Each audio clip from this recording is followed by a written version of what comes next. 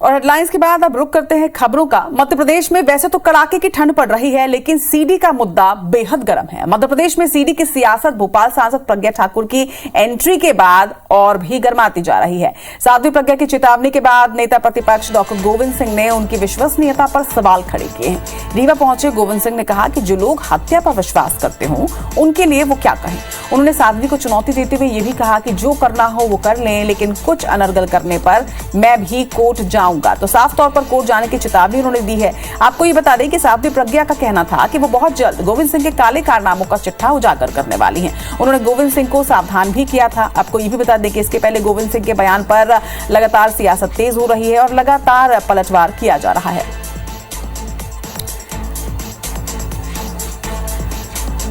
तो क्या ये पूरा मामला है और इस पर अब क्या बयानबाजियां हो रही हैं, ये भी आप सुनिए।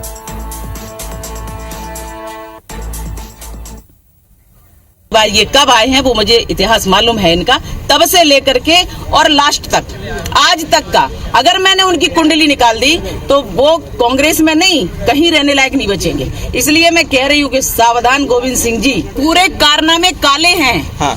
और अगर विश्वास ना हो तो मैं जल्दी से ही कर रही हूँ। मैं कुछ समय की प्रतीक्षा कर रही हूँ। वो इसलिए आप भी उसका खुलासा करेंगे जल्द से जल्द? मैं करूंगी। लोगों के हत्या में जिसका विश्वास हो, मैं उसके बारे में ज्यादा नहीं कहूंगा। आज वो सत्ता के मद में मदान हो गई है। जो उनको कहना है कहेंगे, स्वागत करेंगे। अगर गलत आरोप लगाया तो उनके न्यायालय में जाने से पीछे नहीं रहेंगे।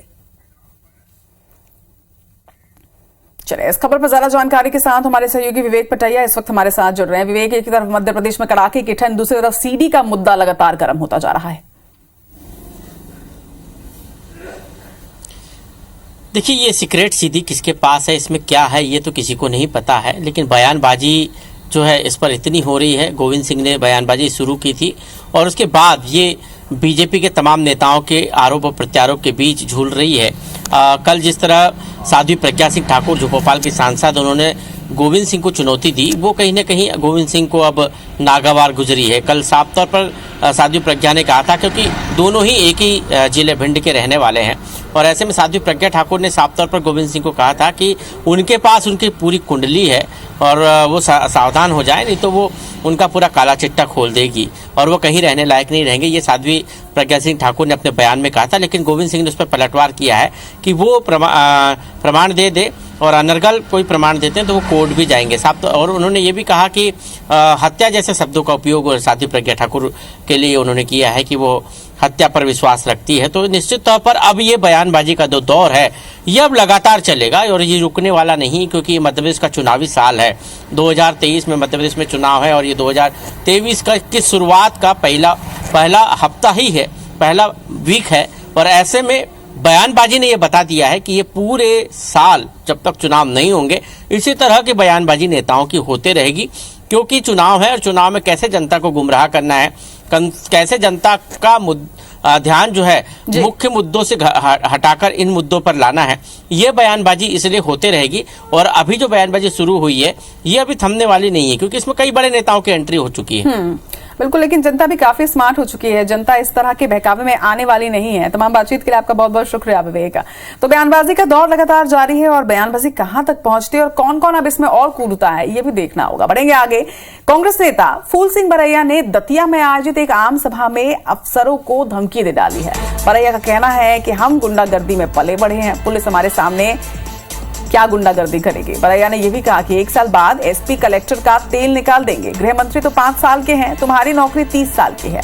बरैया ने अफसरों को यह भी धमकी दी कि उन्हें मुंह छुपाने की भी जगह मध्य प्रदेश में नहीं मिलेगी।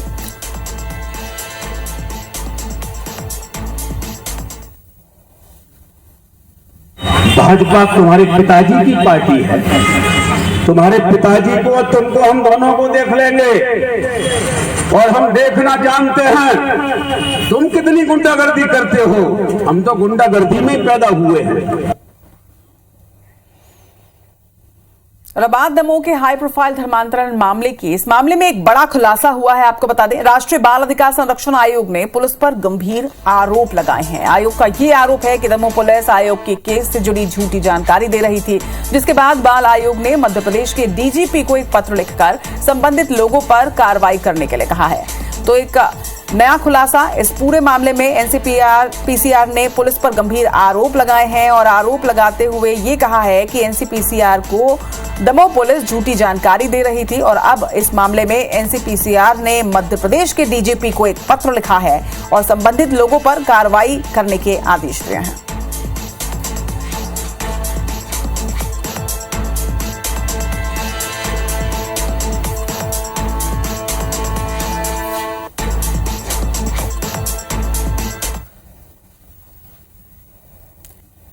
और अब बात खेल से जुड़ी हुई। मध्य प्रदेश में पूरा इंडिया खेलने जा रहा है। जी हां, 30 जनवरी से 11 फरवरी तक मध्य प्रदेश में खेलो इंडिया यूथ गेम्स के लिए आज एंथम लॉन्च किया जाएगा। सीएम शिवराज सिंह चौहान इस एंथम को लॉन्च करेंगे। वहीं केंद्रीय खेल मंत्री अनुराग ठाकुर भी इस दरमियान मौजूद रहेंगे। शौर्य स्मारक परिसर में 6 बजे ये कार्यक्रम आयोजित किया गया है। मध्य प्रदेश के 8 शहरों में खेलो इंडिया यूथ गेम्स का आयोजन होना है, जिसके लिए मध्य प्रदेश में तैयारियां जोर शोर से की जा रही हैं। आज खेलो इंडिया यूथ गेम्स का एंथम भी मध्य प्रदेश के मुख्यमंत्री शिवराज सिंह चौहान लॉन्च करने जा रहे हैं और इस दौरान खेल मंत्री अनुराग ठाकुर भी मौजूद रहेंगे।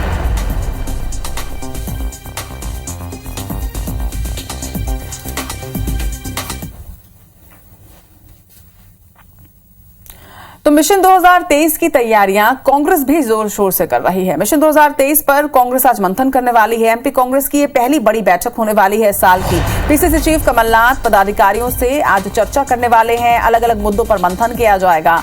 विधानसभा चुनाव पर भी इस बैठक में माना जा रहा है कि चर्चा होगी। तो साल का पहला वीकेंड और साल के पहले वीकेंड में कांग्रेस की एक बड़ी बैठक आज होनी है। पीसीसी चीफ कमलनाथ इस बैठक को लेंगे। विधानसभा चुनाव पर इस पर मंथन किया जाएगा और इसके साथ ही ये भी माना जा रहा है कि आगामी दिनों में जो आयोजन होने हैं कांग्रेस के द्वारा, उस पर भी चर्चा की जाएगी। साथ ही मंथन किया जाएगा। पदाधिकारियों के साथ आज अलग अलग मुद्दों पर पीसीसी चीफ कमलनाथ मंथन करने वाले हैं। माना यह भी जा रहा है कि मिशन 2023 पर इस पर मंथन होगा। विधानसभा चुनाव को लेकर चर्चा होगी, जिसमें तमाम अधिकारियों को और नेताओं को मौजूद रहने के भी आदेश जारी किए गए हैं। तो मध्य प्रदेश कांग्रेस की पहली बड़ी बैठक इस साल की आज होने वाली है, जिसमें पीसीसी चीफ कमलनाथ मंथन करने वाले हैं।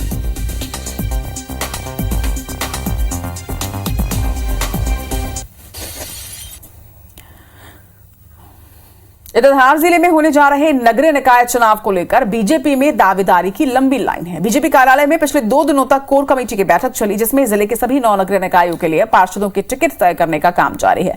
शुक्रवार को भी पूरे दिन कोर कमेटी की बैठक चली, जिसे लेकर कार्यालय के सामने तमाम दावेदारों की भीड़ भी जमा रही। वहीं महिला कार्यकर्ताओं को गेट पर रोक दिया गया था। इसके साथ ही धक्का मुक्की भी हुई है, जिससे महिला मोर्चा सदस्य भड़क उठी और नारेबाजी करने लगे। इधर धार नगर पालिका की पूर्व अध्यक्ष ममता जोशी ने विधायक समर्थकों को दरकिनार कर टिकट वितरण का आरोप लगाया। दूसरी ओर विधायक नीना वर्मा और जिला संगठन प्रभारी श्याम बंसल टिकट वितरण को लेकर मतभेद और कार्यकर्ताओं के हंगामे को सिरे से नकार रहे हैं।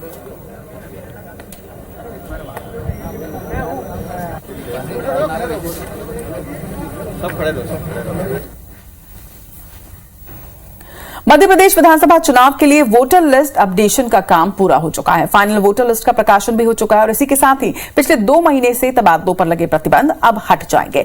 दरअसल 9 नवंबर से प्रदेश में प्रारंभ हुए मतदाता सूची के पुनरीक्षण कार्य के चलते चुनाव आयोग ने 64,000 मैदानी अधिकारियों और कर्मचारियों के तबादलों पर रोक लगा दी थी। इसमें कमिश्नर, कलेक्टर, अनुविभागीय अधिकारी, तहसीलदार, नायब तहसीलदार, शिक्षक और पटवारी शामिल हैं। ये सभी 9 नवंबर से मतदाता सूची के पुनरीक्षण कार्य को संपन्न करवाने में लगे थे। वहीं मुख्य निर्वाचन पदाधिकारी कार्यालय ने सामान्य प्रशासन विभाग को पत्र लिखा था। पत्र में यह लिखा गया था कि यदि किसी भी अधिकारी या कर्मचारी का तबादला करना आवश्यक है तो विभाग को पहले निर्वाचन आयोग की अनुमति लेनी होगी, जिसके बाद अफसर, कर्मचारी तबादले नहीं हो पाए थे। इनके जमाने में ट्रांसफर उद्योग के रूप में काम कर रहा है।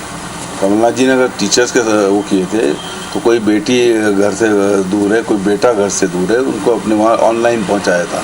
लेकिन अधिकारी कर्मचारी पूरी तरह से नाराज है आज। कोई उनकी बात सुनी नहीं गई, पुरानी पेंशन लागू कर नहीं रहे हैं।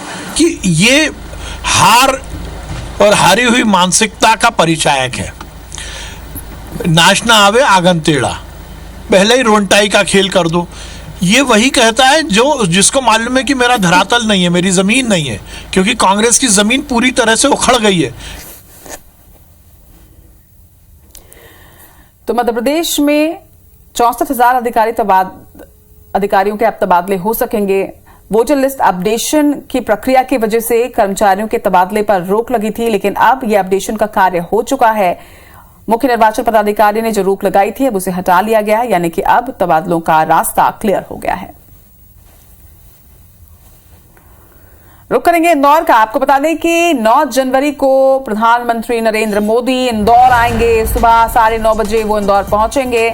शहर में 5 घंटे वो रहेंगे और पीएम की ओर से शुद्ध शाकाहारी लंच रहेगा। प्रवासी भारतीय सम्मेलन का आयोजन होने जा रहा है इंदौर में 8 से 10 जनवरी, और इसी में सम्मिलित होने के लिए 9 जनवरी को देश के प्रधानमंत्री नरेंद्र मोदी इंदौर पहुंचेंगे। तो पीएम नरेंद्र मोदी सुबह करीब 9 बजे आने वाले हैं। उनका कार्यक्रम तय हो चुका है। 9 जनवरी को वो इंदौर के प्रवास पर रहेंगे। लगभग 9 बजे नरेंद्र मोदी इंदौर पहुंचेंगे। माना जा रहा है कि प्रवासी भारतीय सम्मेलन में लगभग 5 घंटे वो गुजारेंगे।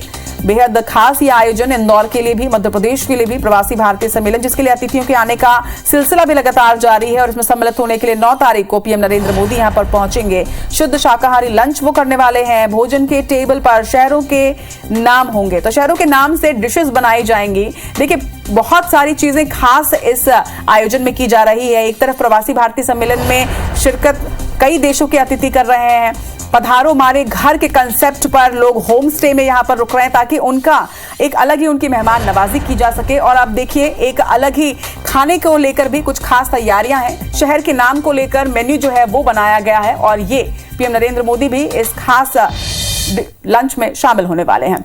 बढ़ेंगे आगे, बात करेंगे कुछ और खबरों की। प्रवासी भारतीय दिवस की करीब करीब सभी तैयारियां पूरी हो चुकी हैं। इंदौर मेहमानों के आवागमन के लिए तैयार है। वहीं शहर को दुल्हन की तरह किस तरह से सजाया गया है, ये तस्वीरें भी आपको दिखाते हैं। एयरपोर्ट से लेकर आयोजन स्थल तक के करोड़ों खर्च कर पूरे रास्ते को नया रूप दे दिया गया है। वहीं शहर के सभी मार्केट और पर्यटन स्थल पर भी विशेष व्यवस्थाएं कर ली गई हैं। व्यवस्थाएं को लेकर महापौर और सांसद ने अधिकारियों के साथ मिलकर बापट चौराहे से लेकर आयोजन स्थल तक का दौरा किया है और जरूरी निर्देश दिए। वहीं महापौर के मुताबिक प्रवासी भारतीय सम्मेलन के लिए इंदौर पूरी तरह से तैयार है। 7 से 12 जनवरी तक के शहर में होने वाले बड़े आयोजनों के कारण प्रशासन ने भी ट्रैफिक व्यवस्था में बदलाव किए हैं। कुछ क्षेत्रों की यातायात व्यवस्था परिवर्तित रहेगी, जिसमें राजवाड़ा, खजराना, 65 दुकान क्षेत्र में वाहन नहीं जा सकेंगे। माफ कीजिएगा, 56 दुकान। वो सौंदर्यीकरण को दिखाने के लिए तैयार है। देश के यशस्वी प्रधानमंत्री नरेंद्र मोदी जी ने जिस भाव से प्रवासियों को इंदौर आमंत्रित किया है, उसी भाव से प्रदेश के यशस्वी मुख्यमंत्री श्री शिवराज सिंह जी चौहान ने इसको एकदम तैयार किया हुआ है। 7 जनवरी से 12 जनवरी तक सुपर कॉरिडोर से MR10 होते हुए बाईपास तक की जो रोड है,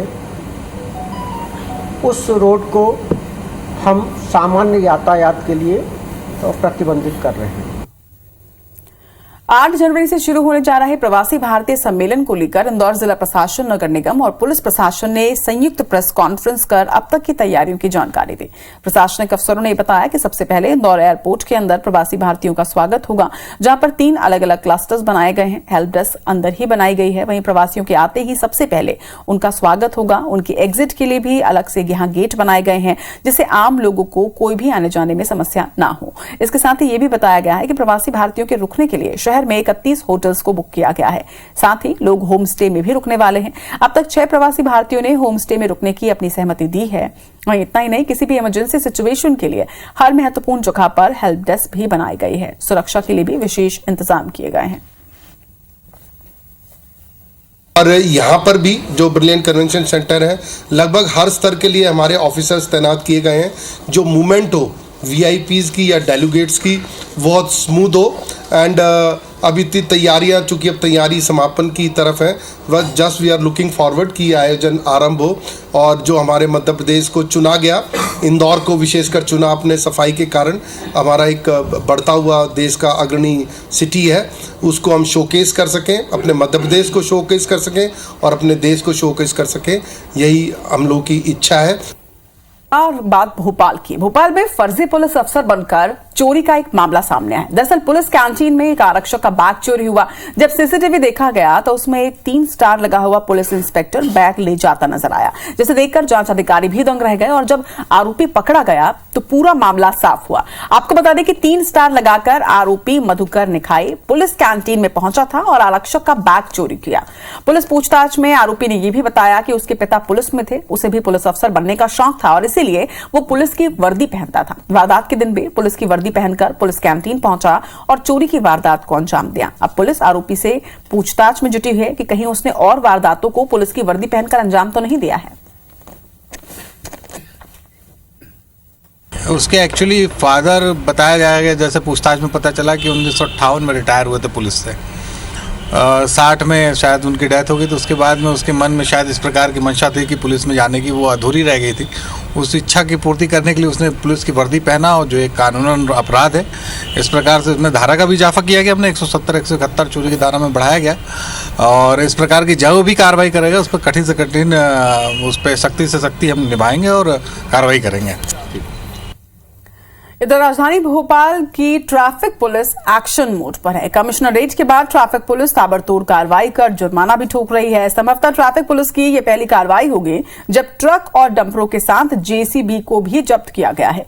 यही नहीं, ऐसे वाहनों को भी जब्त किया जा रहा है जो कि मॉडिफाइड हैं और मॉडिफाइड होकर किसी कंपनी का प्रचार कर रहे हैं। ट्रैफिक पुलिस ने इन सभी पर भारी भरकम पेनाल्टीज लगाई हैं, जिन्हें कोर्ट से ही छोड़ा जा रहा है। बता दें कि कार्रवाई में 22 पुलिस वालों का भी चालान काटा गया है।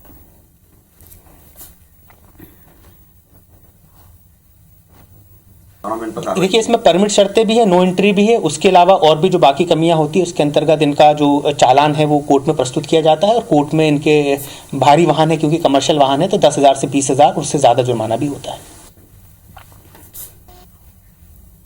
मुरैना के एंती पर्वत पर त्रेता युगीन शनि मंदिर है। यहाँ पर शुक्रवार को अनोखी घटना हुई है। दरअसल यहाँ मंदिर में एक भक्त जब दर्शन करने के लिए आया तो उसने वीडियो बनाने लगा, और इस दौरान उसने देखा कि मंदिर में शनिदेव की मूर्ति की आंखें कुछ समय के लिए खुली और फिर बंद हो गई।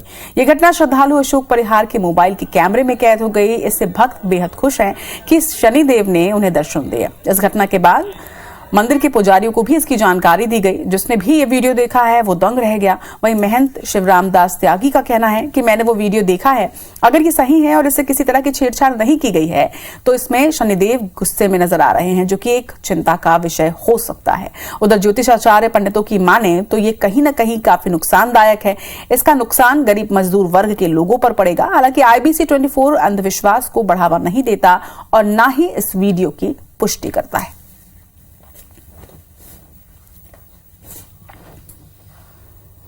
तो मध्य प्रदेश में ठंड का सितम लगातार जारी है। कई जिलों में घना कोहरा छाया हुआ है। वहीं देश के सबसे ठंडे शहरों में नौगांव का नाम है। बता दें कि नौगांव में 0.2 डिग्री पारा गिरा है, और जो तस्वीरें हैं वो भी आपके टीवी स्क्रीन पर हैं। अगर आप मध्य प्रदेश में रहते हैं तो इस ठंड के सितम से आप भी जूझ रहे होंगे।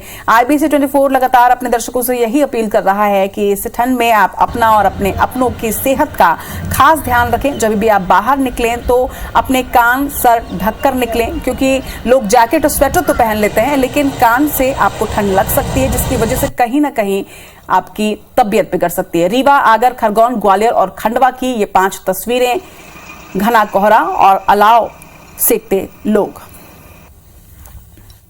मध्य प्रदेश की खबरों में फिलहाल इतना ही। मुझे दीजिए इजाजत। नमस्कार।